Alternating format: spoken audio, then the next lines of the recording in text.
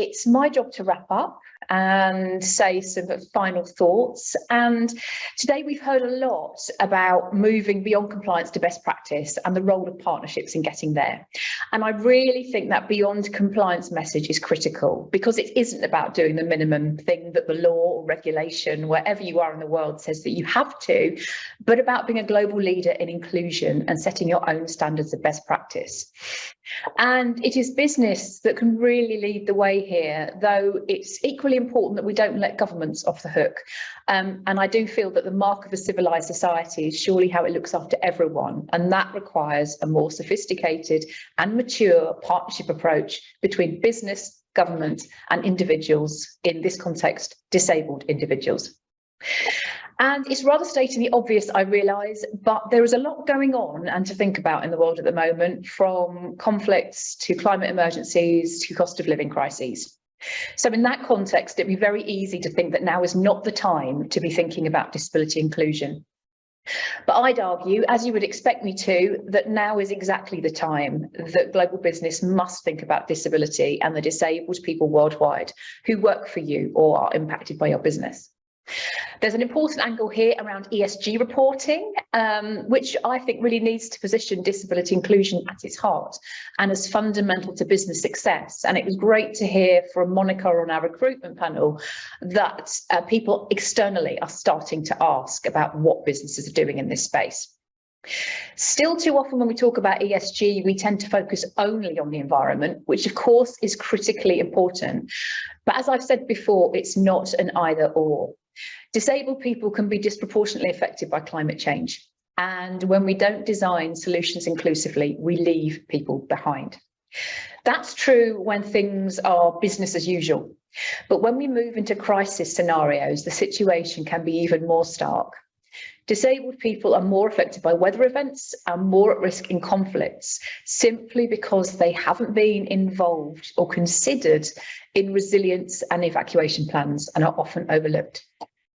I was reading last week's excellent disability debrief newsletter last week, which very starkly and very soberly outlined just some of the challenges facing disabled people in war zones, including the very real issues for people with reduced mobility, reaching and accessing bomb shelters.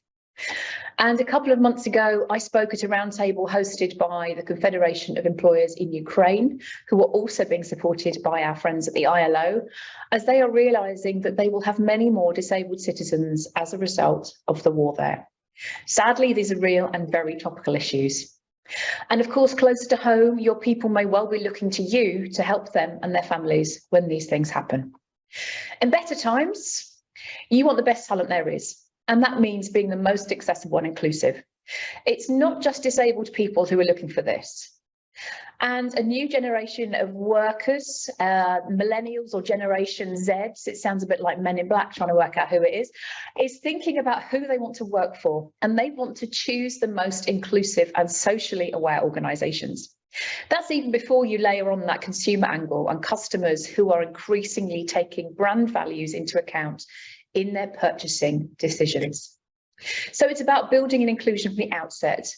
And as we often say, getting it right on disability means getting it right elsewhere.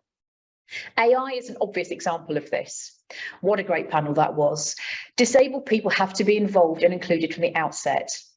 We need to make sure that AI is a force for good, as has been shown is possible. For example, with the Synapse sign language technology that Sally showed us. Now, I'm naturally cautious as someone who grew up watching Terminator, but I'm sure even stone tablets took a while to catch on as a communications medium.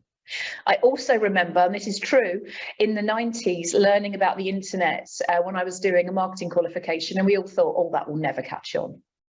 And yes, Hector, I do remember that paperclip. So, as Bella mentioned, today starts the UK Prime Minister's AI Summit in Bletchley Park. And on the radio this very morning, I heard that advances in AI are making virtual biopsies a possibility. And as someone who is not the biggest fan of needles, that sounds like good news. And there is interesting potential around adjustments and perhaps job carving, where AI takes on the parts of a role that someone might find difficult. And I was tickled when I wrote a note to myself this morning on my phone that my AI on my phone tried to change carving, as in cutting up, to carving as in giving birth to a baby cow. So kind of appropriate, but it does show that there is some way to go.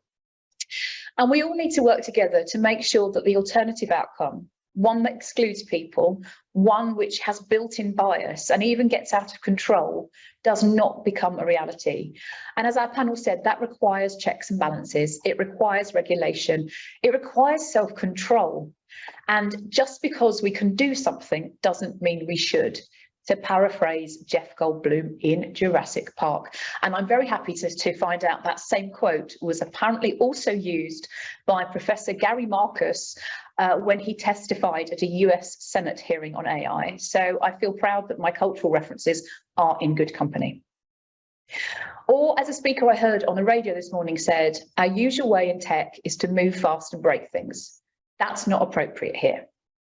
Instead, as we heard from our panel, we need AI to supplement and empower people and jobs rather than replace them. And that means being intentional. That in turn means making sure we have all the right people in the room, people with the broadest range of lived experiences from the start. Because once the genie is out of the bottle, it is very hard to put back in. The same is true of data and reporting. It may not be mandated everywhere yet. The UK government is yet to pronounce on whether or not to introduce mandatory disability workforce reporting. But European law is going to require it from 2024. Many countries already operate a quota system, and some sectors are starting to enforce it. For example, there's the current FCA PRA consultation for financial services in the UK. Meanwhile, we are trying to encourage businesses to use voluntary reporting as a way of showing that they really value disabled talent and genuinely want to recruit from a diverse talent pool. But we know there is a huge challenge with the data. And given that over 90% of disabilities are not immediately visible, so much of this is about building trust so that people feel safe to tell you they have a disability rather than fearing negative repercussions, which sadly is still too often the case. There is also a big issue with language, as our panelists touched on, and the definitions of disability that vary from country to country. The most progressive organisations, like HSBC, have a global definition, and we recommend the UN definition as a great starting point. A definition which goes beyond minimum requirements and says, it doesn't matter if X condition doesn't count, doing air quotes, as a disability here. It counts to us and it matters to us. That global commitment speaks volumes. And even if the data is perfect, which it won't be, the value of the data, collecting it and reporting it, is in the conversation it sparks. That's the message we get loud and clear from our members and partners when we talk to them. It's about understanding what's going on behind the numbers, sharing that, talking about it with your people, and together figuring out what's next. We also need to bring the numbers to life. We heard so vividly today the power of storytelling, and we need to do more of that and to create a real narrative about talent and opportunity, because this is an art, not a science. And going back to that genie in the bottle, or genie in a lamp, or wherever genies live now, as someone said at an event I attended yesterday, once the numbers, as in the reports, are out there, it is very difficult to go back. Because once you've started reporting, people will notice if you stop. So instead, you can improve and build and share what you're doing.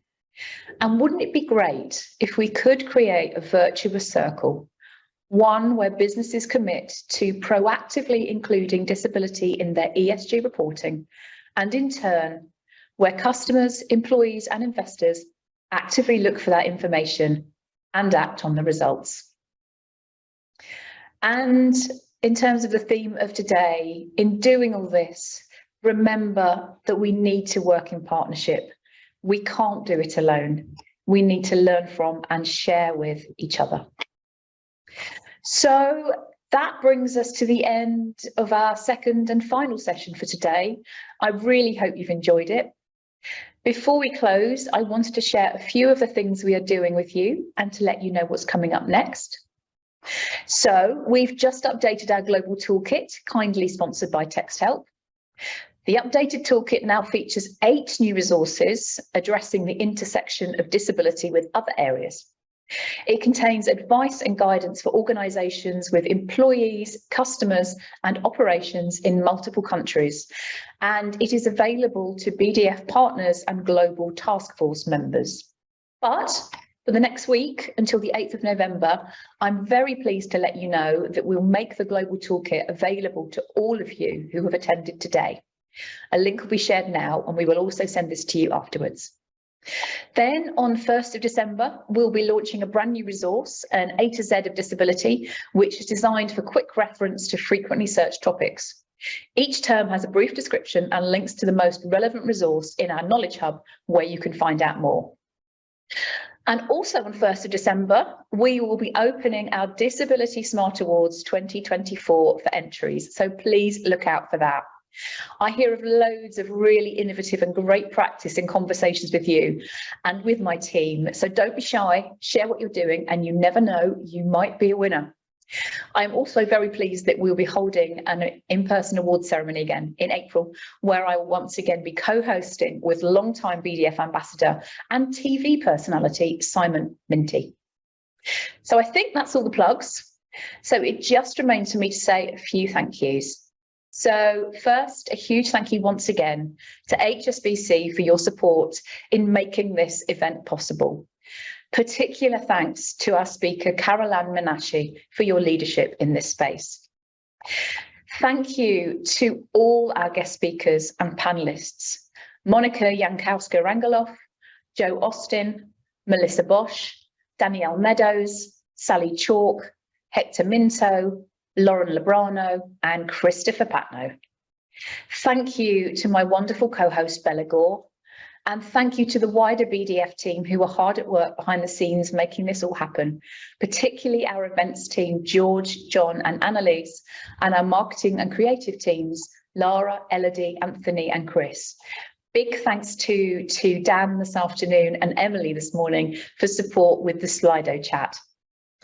Thanks to Michael Text, Anne Leach and Nicola Dutton for your fabulous captioning. And a thank you to Sherat Rowan, Hayley Wiseman and Pordragin Nireli for providing BSL at today's event. Thanks to Dan Dexter and Mark Beecham for producing today's live event. And last but not least, thank you for coming and listening and participating. I really hope you've enjoyed it and found something you can take away to put into practice in your own organisation.